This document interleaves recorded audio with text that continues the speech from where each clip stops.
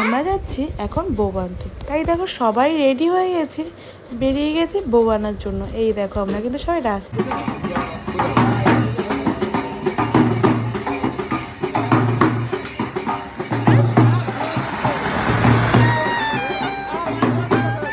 রাস্তার মধ্যেও আমি খচরামি করতে ছাড়িনি, আর ওর সাথে আমি খচরামো করছিলাম, আর এদিকে বাজি ফাটিয়ে বউকে আহ্বান করা হচ্ছে।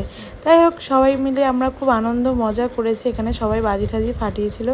আরেকটা কথা, আমার মেয়ে কিন্তু রাস্তায় বেরিয়ে কোনো সময় ডান্স করে না, আর এইবার দেখো ডান্স করছে ও।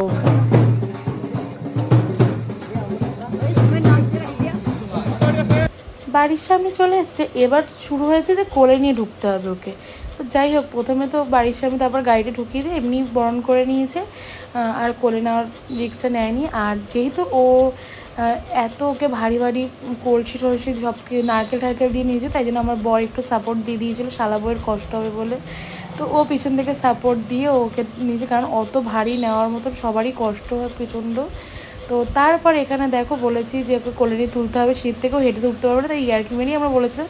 ও সত্যি সত্যিই কিন্তু কোলে নিয়ে উঠেছে। আর তারপর জেঠি বরণ করে দিয়েছে। আর দুর্গা ঠাকুরকে যেভাবে বরণ করা হয় আমাদের বাড়িতে, সেভাবে বউকে বরণ করা হয় পান পাতা দিয়ে, কানে মধু দিয়ে, তারপর কুলো দিয়ে, মিষ্টি দিয়ে আশীর্বাদ করা হয়, সব কিছু করা হয়, মানে যেভাবে দুর্গা ঠাকুরকে করা হয় সেভাবেই। তো এখানে খেলাধুলো হচ্ছে, প্রথমে পান চাল দিয়ে খেলা হচ্ছিলো। তো এটা প্রথমে চালগুলো নিয়ে এক জায়গায় রাখবে, এরকম একটা ব্যাপার। তারপর পান ভাগ করবে, যে পান সুপারি কতটা বরকে দেবে কতটা নিজে নেবে, সেরকম একটা ভাগ হয়। তারপর ভাগ করে কিন্তু ওর বরকেই বেশি দিয়েছে, মানে সমান সমানই প্রায় হয়েছে। আর এদিকে ছিল টোপর দিয়ে, মানে টোপর দুজনের মাথা টোপর দিয়ে মিলানোর একটা জলের মধ্যে দেওয়া হচ্ছিলো, ওই একটা ছিল। আর ছিল এই প্রদীপ।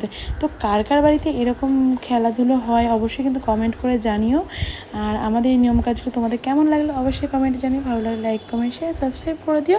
আর ফেসবুক থেকে দেখলে চ্যানেল পেজটিকে ফলো করে দিও। তো থ্যাংকস ফর ওয়াচিং, বাই।